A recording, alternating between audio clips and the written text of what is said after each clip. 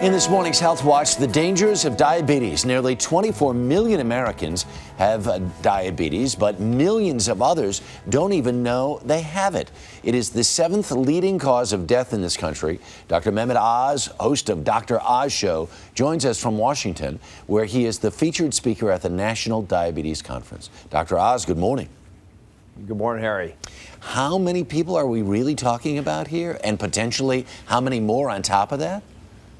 Well, we estimate there are about 57 million more than the 24 million you mentioned who are pre-diabetic. So in aggregate, that means that 1 in 3 people watching this broadcast right now probably have diabetes or are pre-diabetic. And the irony is, the earlier you intervene and help folks, the better they'll do. You can actually double the survival rates, but 90% of people don't realize it. And the conference today is an effort by the government, other stakeholders, including major professional groups like the American Diabetic Association, to put this on the radar screen, Harry, because diabetes today is where breast cancer was 25 years ago. We can do better. Yeah. How would you know if you're pre-diabetic?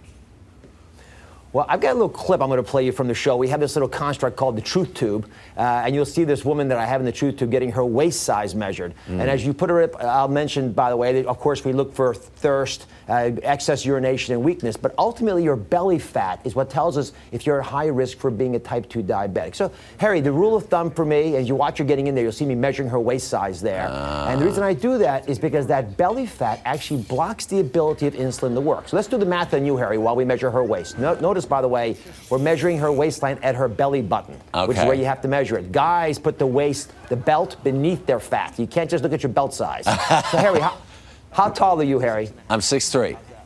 All right, so 6 times 12 inches is 72 inches, plus 3 is 75 inches. Right. Divide that in half. That's 37.5 inches. Right. If your waist size is more than half your height, so if your waist size, not your belt size, Harry, but if your waist size is more than 37.5 inches, and this is true for men, women, and kids too, which is important because kids are becoming diabetic, that means you're at increased risk for having complications from belly fat. Leading among those is diabetes. Wow, I am on the cusp. I'm a regular exerciser, and I eat pretty good, but that's important. That's an important piece of information to know.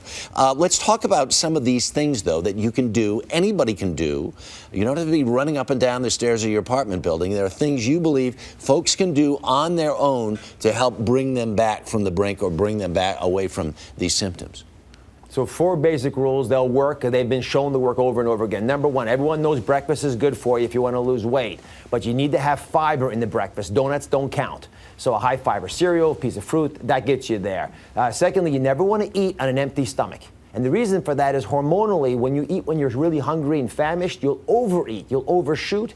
So you want to always have something about a half an hour before a meal, a handful of nuts, a piece of fruit again, something light, just to take away the edge so when you sit down, you don't overdo it. Cut out all the white foods. It's number 3. White sugar, white flour, white pasta. In the body, these are all seen as simple carbohydrates, which of course are generally deposited as belly fat, as well as fat in other parts of the body. And finally, you got to build muscle mass, Harry. And the reason this is so important, especially for women, is when you go through menopause, your ovaries don't just stop making estrogen, they stop making testosterone.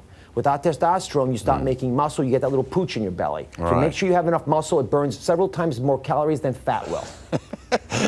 The pooch is not just the thing in the backyard, right? All right, last but not least, if you do these things, can you really turn it around?